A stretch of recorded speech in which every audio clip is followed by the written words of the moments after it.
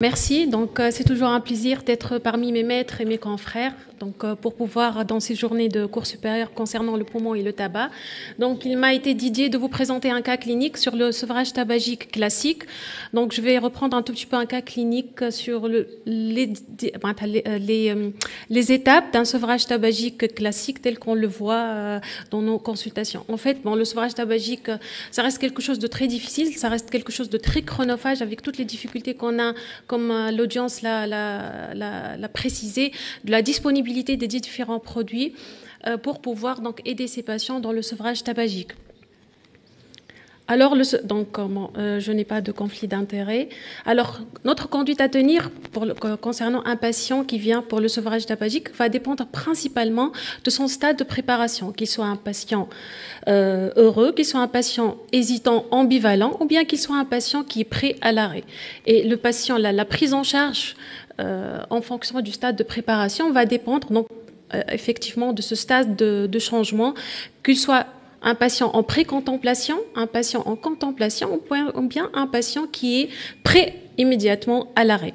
Et bien sûr, notre objectif, nous, médecins et essentiellement nous, les pneumologues, c'est de pouvoir suivre ce patient qui va venir vous consulter, qu'il soit au premier stade, par exemple, au stade, il n'est pas prêt, il faut avoir le courage et le temps de pouvoir le suivre dans sa démarche de changement au niveau de différents stades de préparation. Alors, la première consultation, donc c'est un patient tel qu'on peut le voir dans notre pratique courante. C'est un patient, c'est un homme, c'est un chauffeur de taxi. Il est hypertendu, il est bronchitique chronique, il n'est pas suivi, il n'a jamais consulté. Il est tabagique à 30 paquets années. Il n'est pas sevré de son tabac. Il vient vous consulter car il présente un petit syndrome grippal depuis 2 jours, avec une augmentation du volume des crachats et une dyspnée d'effort. Donc cette symptomatologie le gêne certainement depuis un certain temps, mais actuellement il y a une aggravation de cette symptomatologie depuis un certain nombre de jours. Et donc, c'est pour cette raison qu'il vient consulter. Et il vous dit que il n'arrive plus à fumer la quantité habituelle, mais quand même, il n'a pas pu arrêter. Il n'a jamais essayé d'arrêter et il vous demande de le traiter pour sa symptomatologie respiratoire, mais il ne parle pas d'arrêter le tabac. Donc, il ne vous parle pas de... Il vous dit qu'il fume cette quantité, mais il n'aborde pas le sujet d'arrêter le tabac. L'examen retrouve un patient qui est eupnéique avec quelques ralsibilants à l'auscultation pulmonaire. Alors, vous posez le diagnostic positif d'une exacerbation aiguë de BPCO après avoir réalisé une spirométrie et différents examens. Et après avoir donc établi le diagnostic positif et prescrit un traitement en ambulatoire, quelle est votre attitude pratique concernant le tabagisme de monsieur R qui vient vous consulter dans le cadre de cette exacerbation aiguë? Alors, quelle est votre première attitude pratique concernant le tabagisme de monsieur? Ne pas en parler avec le patient étant donné que ce n'est pas son motif de consultation. Il n'est pas venu pour le tabac, il est venu pour cette aggravation de sa symptomatologie respiratoire. Lui proposer des substituts nicotiniques. Lui proposer de diminuer sa consommation de caféine. Lui demander s'il pense à arrêter le tabac et enfin lui proposer un entretien motivationnel. Donc s'il y a une attitude à adopter pour ce patient, voilà, donc il faut lui demander s'il veut, s'il pense à arrêter le tabac, lui proposer la diminution de consommation de caféine, non, lui proposer des substituts nicotiniques, surtout pas. Donc, il faut lui demander s'il pense réellement. Donc, il faut aborder le sujet de ce tabac. Donc, le patient vous répond qu'il ne pense même pas à arrêter de fumer, le tabagisme n'étant pas perçu pour lui comme un problème pour le moment. Donc, ça ne lui pose pas un problème. Donc, c'est un patient qui n'est pas prêt à arrêter le tabac. Vous l'avez traité, c'est bon pour lui. Donc le problème du tabac, c'est pas son problème, en tout cas pour le moment. Donc, c'est un patient qui n'est pas prêt pour l'arrêt du tabac. Et dans ce cas, la prise en charge pour ce patient, c'est essentiellement ce qu'on appelle le conseil minimal. Alors, le conseil minimal, c'est une question ce sont 2 questions qui sont très faciles. Est-ce que vous fumez? Est-ce que vous avez déjà fumé? Et avez-vous envie d'arrêter de fumer? En fait, ce sont 2 questions qui sont très faciles, qui peuvent paraître banales, mais si ces 2 questions sont répétées plusieurs fois à chaque consultation, et bien sûr, quelle que soit la spécialité du médecin, mais bien sûr, pour nous, les pneumologues, donc si on répète ces questions à chaque consultation, on va montrer au patient l'intérêt de l'arrêt du tabac par rapport à à sa pathologie. Et donc le conseil minimal prend une place très importante dans la prise en charge de ces patients qui ne sont pas prêts à l'arrêt, avec deux simples questions. Est-ce que vous fumez et est-ce que vous voulez arrêter de fumer? Bien sûr, ça, c'est très très important, surtout pour les médecins de première ligne, pour les médecins, quelle que soit leur spécialité. Un patient qui vient consulter pour un problème dermatologique, par exemple, et qui fume, il faut penser à poser ces deux questions. Parfois, le patient, il est traité, on lui prescrit une ordonnance et on ne sait même pas s'il fume, ou bien s'il ne fume pas, et s'il fume, est-ce qu'il pense réellement à arrêter le tabac? Donc, si la réponse à la deuxième question est oui, il convient donc de proposer une brochure ou bien une prise en charge sur, on va le voir comment, sur l'arrêt de tabac. Si la réponse est non, il faut saisir chaque occasion pour en reparler avec votre patient et le motiver à l'arrêt sans le culpabiliser. Et ça, c'est très très important. Il ne faut pas culpabiliser le patient parce que ça peut être quelque chose, ça peut créer en lui une réticence et ça peut le freiner dans sa motivation pour l'arrêt au tabac. Donc, sa décision d'essayer d'arrêter de fumer viendra peut-être plus tard.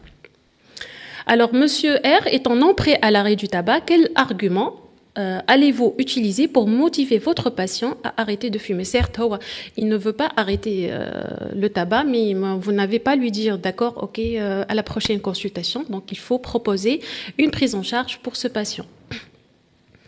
Alors, il faut rappeler rapidement les méfaits du tabac, proposer son aide et sa disponibilité, lui expliquer les données de la spirométrie qui est objectif un déficit ventilatoire obstructif, lui parler des avantages de l'arrêt du tabac et insister sur ses bénéfices, lui expliquer qu'il est possible de diminuer progressivement sa consommation tabagique.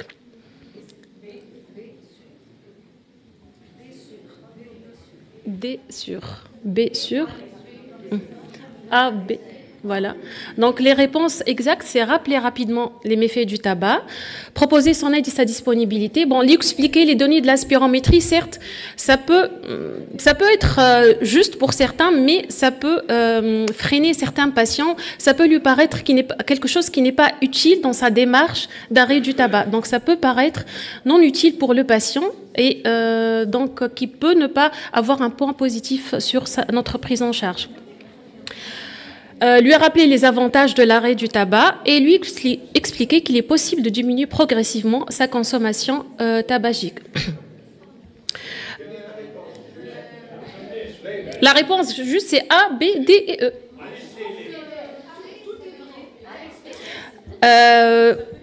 Bon, ça peut paraître juste, mais à mon avis, je ne sais pas, avec l'expérience, la petite expérience que j'ai, pour les patients, il ne faut pas trop surcharger. Il faut toujours axer au patient lui-même, lui expliquer la spirométrie, les données de la spirométrie. Ça peut ne pas être utile. Bon, ça peut l'être pour certains d'autres. C'est obligé.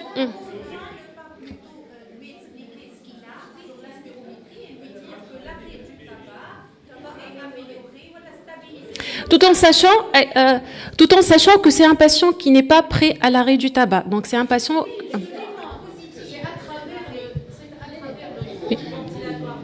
S'il vous plaît, micro pour qu'on arrive à entendre, s'il vous plaît. En fait, je savais très bien que la proposition allait être très discutable. Docteur Gharbi. Moi personnellement, je profiterai. Au contraire, chaque personne est particulier. Il a arrêté, comme a dit Si Jaloul. Il a démarré son aide au sevrage tabagique, lui, à l'occasion de cette... Non, il n'a pas... Il a diminué. Il a diminué. À 6 cigarettes. 5-6 cigarettes.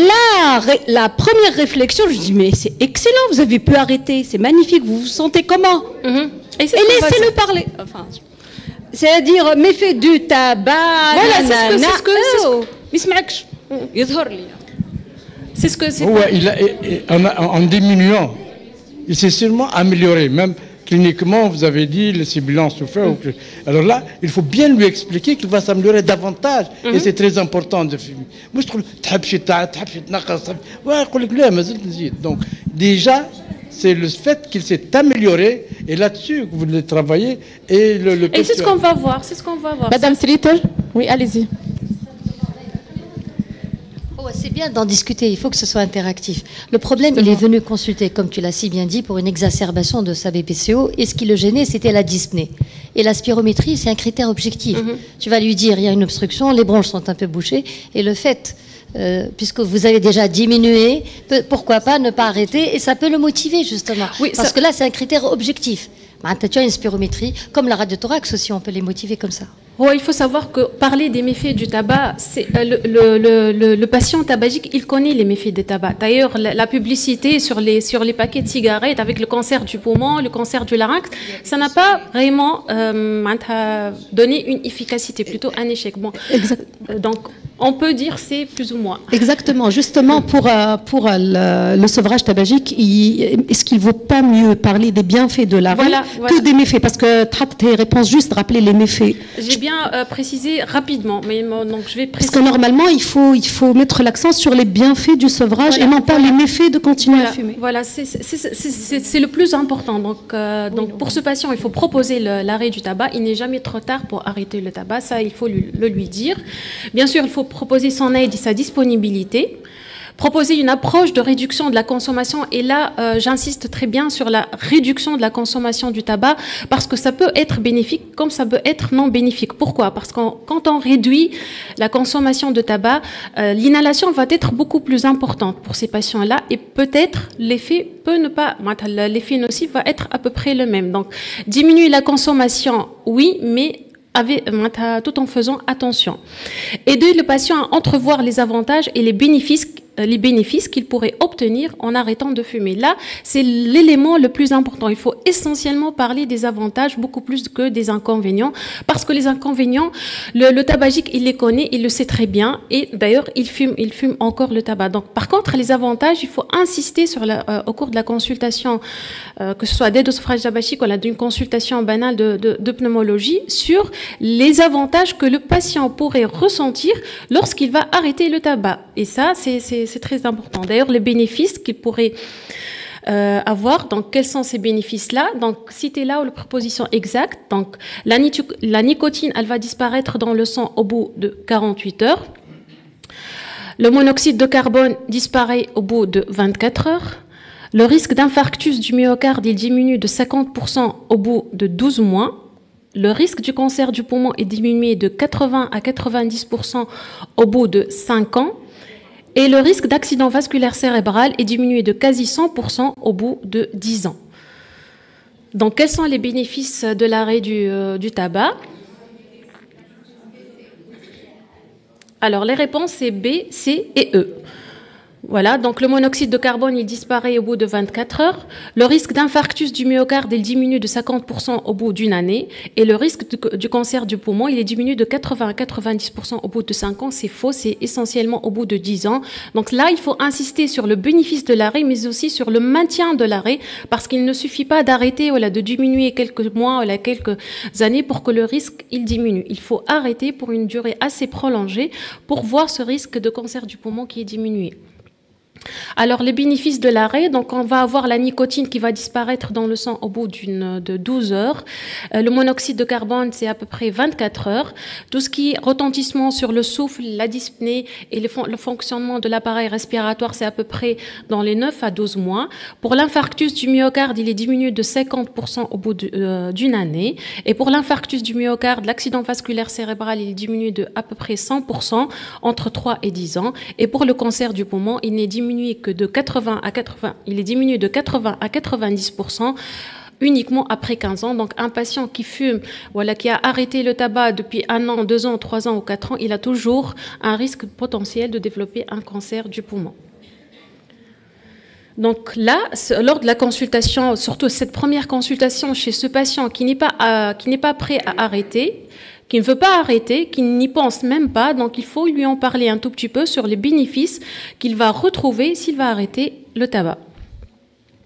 Alors, ce même patient va vous reconsulter après 1 mois lors de son contrôle habituel. Il revient vers vous au bout d'1 mois pour son contrôle clinique. Il existe une amélioration clinique sous traitement. Bon, néanmoins, il garde une dyspnée d'effort stade 1, 2. Vous lui demandez, est-ce que vous fumez encore? La réponse est oui, je fume toujours 1 paquet par jour, mais j'essaie de diminuer ma consommation, mais réellement, je ne peux pas sur le plan pratique, j'ai pas pu diminuer. Il vous répond aussi, oui, docteur, je veux arrêter, tout en exprimant son hésitation et en même temps sa volonté d'arrêter définitivement le tabac. Oui, je veux arrêter, mais je ne suis pas encore prêt. Je ne sais pas. J'ai essayé un jour de diminuer un tout petit peu. J'ai eu des problèmes. J'ai repris le jour. Donc, c'est un patient qui est vraiment ambivalent, hésitant. Alors, le score de Fagenstraum, il est à 8, donc c'est un patient qui est fortement dépendant. Alors, quelle est votre conduite vis-à-vis de ce patient? Donc, c'est un patient qui va être un patient hésitant. Quelle est votre attitude pratique pour votre patient au bout d'un mois lors de son contrôle? Alors, quelle est la proposition exacte concernant votre attitude pratique? Prescrire des substituts nicotiniques transdermiques, lui conseiller une consultation psychiatrique, prescrire des substituts nicotiniques par voie orale, lui conseiller d'utiliser la cigarette électronique tout en diminuant sa consommation tabagique, évaluer les souhaits du patient par rapport à son consommation du tabac. Donc, quelles sont ses attentes par rapport à cette consommation du tabac? Pourquoi il n'arrive pas jusqu'à maintenant à arrêter le tabac? Voilà, donc c'est la réponse. C'est la réponse E. Donc, on ne peut pas prescrire des substituts nicotiniques parce que c'est un patient qui n'est pas...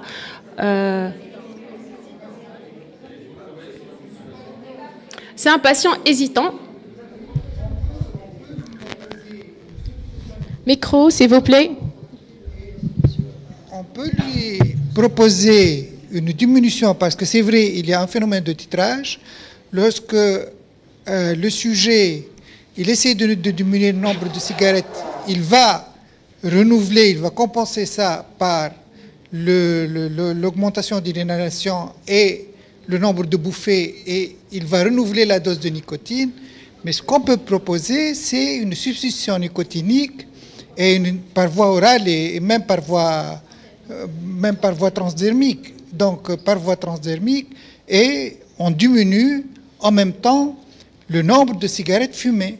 Donc on peut lui dire, on va progressivement augmenter le taux de nicotine par les substitutions nicotiniques et diminuer progressivement le nombre de cigarettes. Le gros problème chez nous, on ne peut pas vraiment suivre ce schéma parce qu'on n'a pas assez de nicotine dans les structures publiques. Et si on va attendre jusqu'à ce que le sujet arrive à 0 cigarette, on va prendre quelquefois... Votre réflexion n'est pas fausse, c'est vrai, mais je tiens à préciser que si pour ce patient, on va prescrire des substituts nicotiniques, et qui est le seul moyen actuellement disponible dans notre pays pour pouvoir l'aider à arrêter, ce patient, l'utilisation des substituts va très certainement, dans 2/3 des cas, va être vouée à l'échec. Alors, qu'est-ce qui va se passer? Le patient, il va vous dire, j'ai déjà utilisé les patchs, ça n'a pas marché.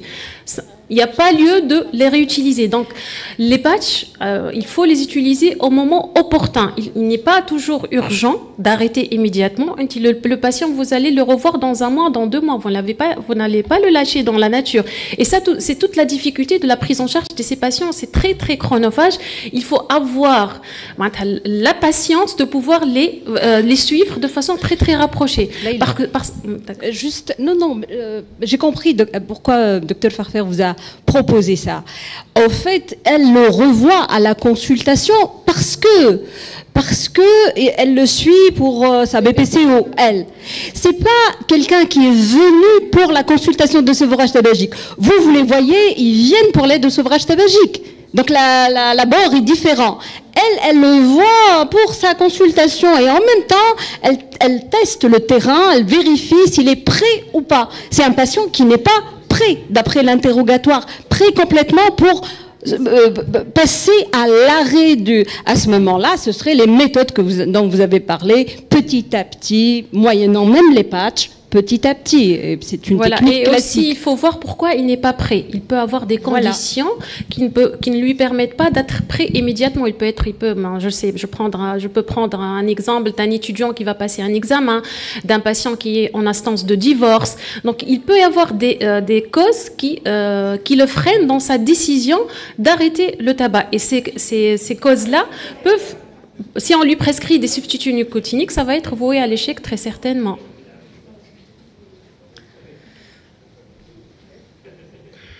Donc, pour ce patient qui n'est pas prêt à l'arrêt du tabac, quels arguments vous pouvez utiliser pour favoriser sa motivation?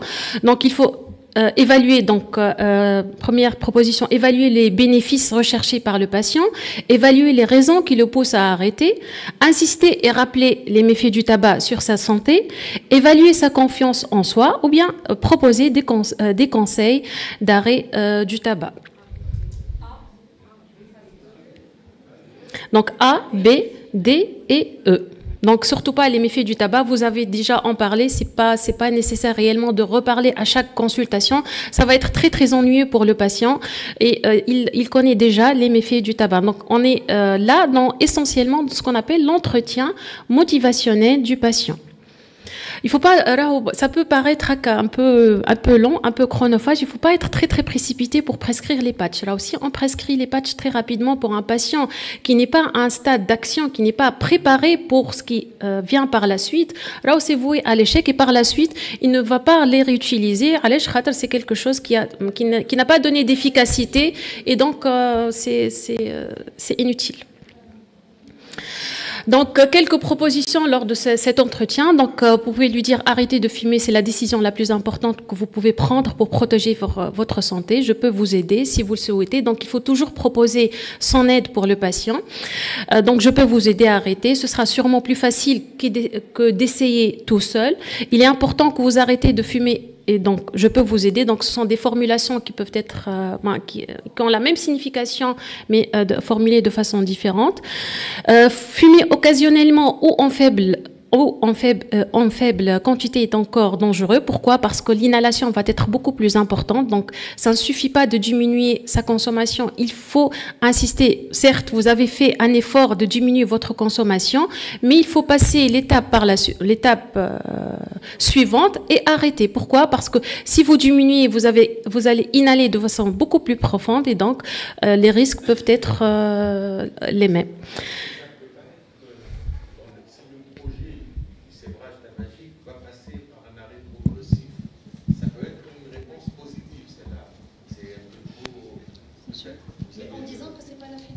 C'est pas la finalité. C'est pas la finalité en elle-même. C'est un moyen pour arriver à un but bien particulier.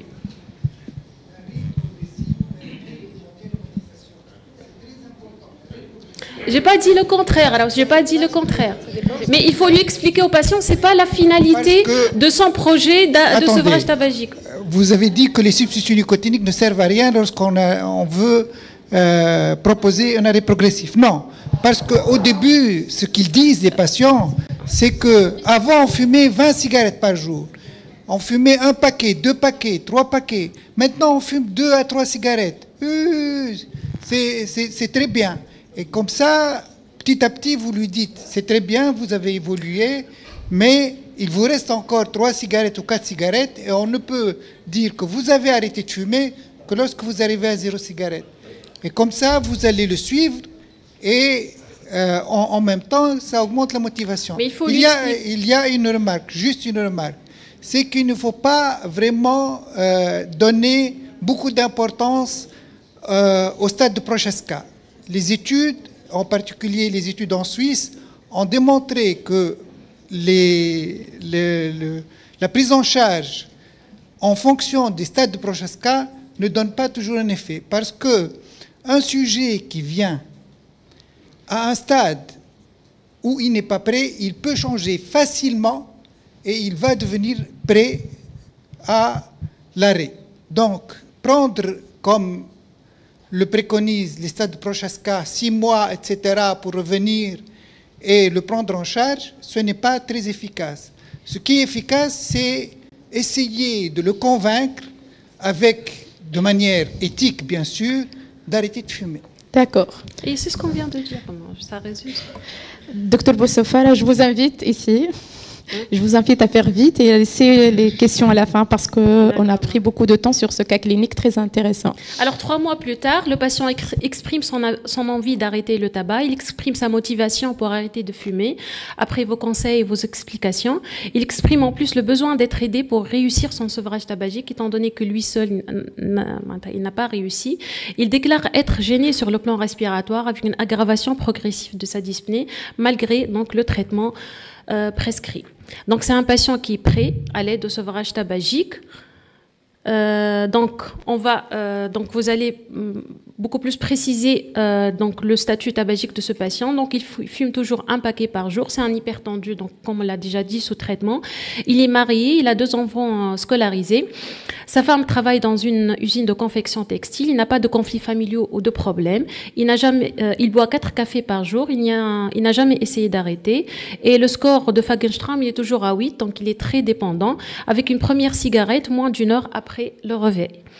Le score HAD, donc l'anxiété à 4 et la dépression à 3, donc c'est un score qui reste normal, avec un CO expiré qui est 17 ppm, donc ça dénote aussi d'une dépendance et d'une inhalation importante. Quelle aide au sevrage tabagique vous allez proposer pour ce patient? Donc, entretien motivationnel, substitut nicotinique, la varinicline, le bupropion, ou bien proposer des conseils pour diminuer progressivement sa consommation. Donc, c'est évident, c'est les substituts nicotiniques. Juste la varinicline et le bupropion. Donc la varinicline n'est pas commercialisée, mais c'est indiqué en deuxième intention après. Si les substituts nicotiniques ne sont pas efficaces, et le bupropion aussi qui n'est pas commercialisé en Tunisie. Il est contre-indiqué chez ce patient parce qu'il est hypertendu. Donc, si on avait à le prescrire, on ne pouvait pas parce que le patient, il est hypertendu. Donc, la seule alternative pour notre patient, et d'ailleurs qui est disponible dans notre pays, ça reste les substituts nicotiniques. Donc, sous quelle forme ces produits sont disponibles en Tunisie? Donc, c'est essentiellement les patchs et les pastilles. Donc, les autres formes ne sont pas disponibles. D'ailleurs, c'est des formes qui sont disponibles par la direction régionale de la santé, donc ils ne sont pas disponibles en officine. Alors, les formes des substituts nicotiniques qui peuvent être présentes, il y a les substituts nicotiniques transdermiques, donc 2 différentes formes de patchs. Il y a les patchs de 24 heures et les patchs de 16 heures. En fait, on n'a pas beaucoup de choix. C'est ce qu'on nous donne la direction régionale. À un certain moment, on nous donnait des patchs de 16 heures. À d'autres moments, on nous donne des patchs de 24 heures. On va voir quelle est la différence entre les deux et quand on les prescrit. Et les comprimés ou les pastilles à sucer, ce qu'on dispose, c'est essentiellement les Nicopas. Ce qu'on nous donne, c'est les Nicopas à 1,5 mg. C'est des pastilles à sucer. Donc, comment on va calculer la posologie de départ pour ce patient qui fume un paquet par jour? Donc, la posologie dépend principalement de quel élément? Est-ce que c'est la mesure du CO expiré? Est-ce que c'est le taux de nicotinémie? Est-ce que c'est le score HAD, la quantité de tabac fumé ou bien le nombre de tentatives d'arrêt? D, bien sûr D. Donc, c'est essentiellement la quantité de tabac fumé à partir de laquelle on peut donc prescrire ces substituts nicotiniques. Alors la prescription de substituts nicotiniques va dépendre principalement donc de la quantité fumée, certes, mais aussi d'un autre élément très important, c'est la première cigarette, est-ce que c'est la première heure après le réveil ou bien plus d'1 heure. Donc si moins d'1 heure après le réveil, c'est essentiellement, il faut prescrire des patchs de 24 heures parce que la dépendance est très importante, donc il faut couvrir tout le nictémère. Par contre, si la première cigarette plus d'1 heure, c'est essentiellement des patchs de 16 heures. Mais là, on n'a pas réellement le choix parce que c'est on fait en fonction de ce qu'on nous donne. Mais si le patient, il fume plus d'1 heure après le réveil et qu'on a des patchs de 24 heures, on peut lui dire de les enlever le soir au coucher. Donc, il les laisse toute la journée et le soir au coucher, il peut les enlever.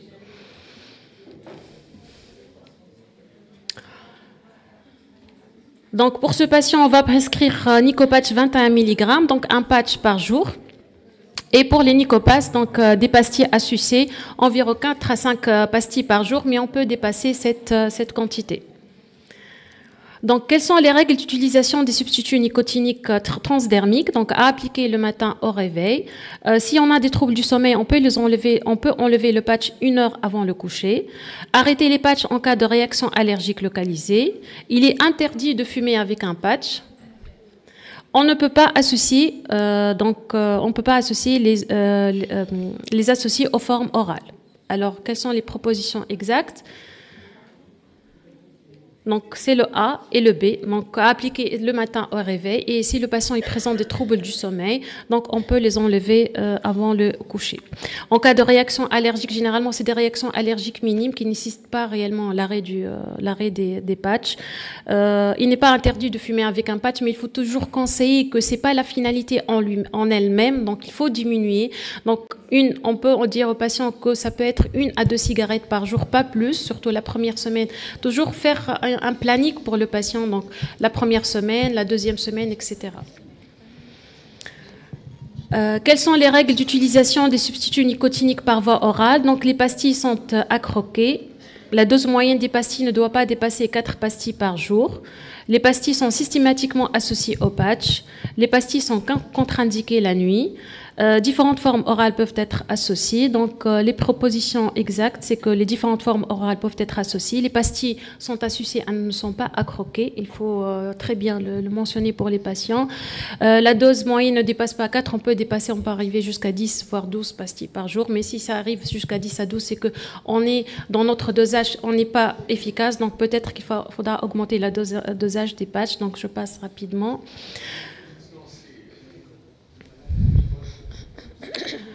Les pastilles sont contre-indiquées la nuit. Systématiquement associées au patch. La nuit, on peut les utiliser. Les pastilles sont systématiquement associées au patch? Non, pas forcément, pas systématiquement.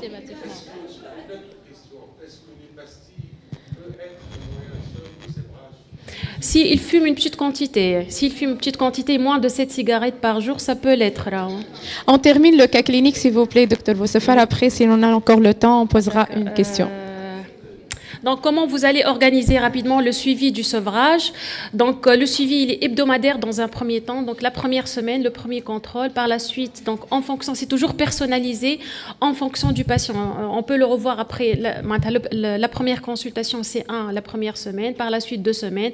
Mais si ça nécessite de le revoir plusieurs semaines de suite, chaque semaine, on le fait.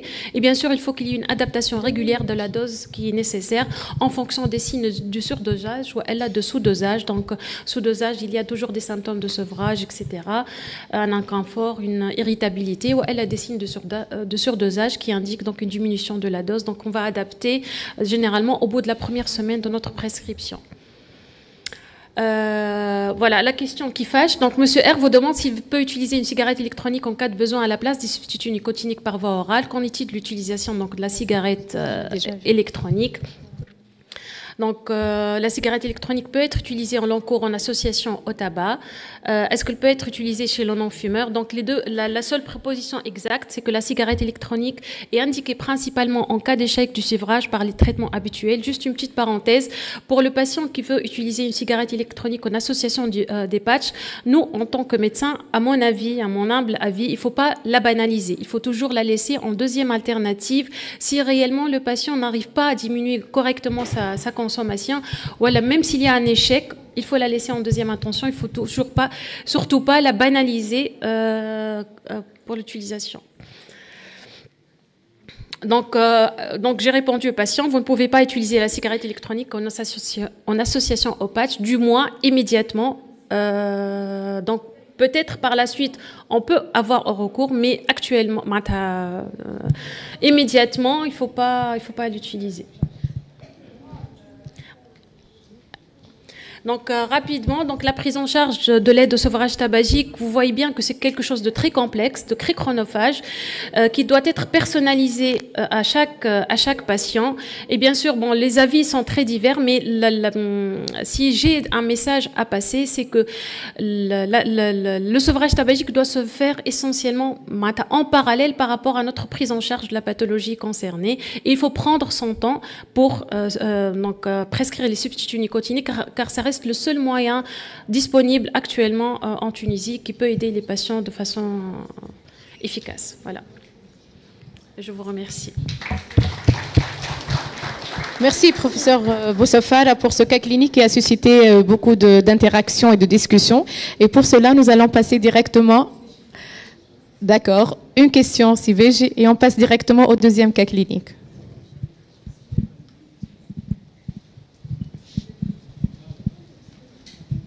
Merci. Ce n'est pas une question, en fait, c'est un petit commentaire. Quand tu as parlé des réductions de 50%, de 100% des pathologies et des risques de pathologie, on est bien d'accord par rapport à une personne qui n'est pas tabagique. Ce n'est pas 100%, ça veut dire que dans 10 ans, il rejoint 80% par rapport à ou 100% des gens non tabagiques. Voilà. D'ailleurs, je dis toujours aux patients, si vous avez devant vous la même personne avec le même âge, les mêmes conditions, les mêmes antécédents, sauf donc c'est après 10 ans ou à 15 ans, vous aurez le même risque. D'accord, merci.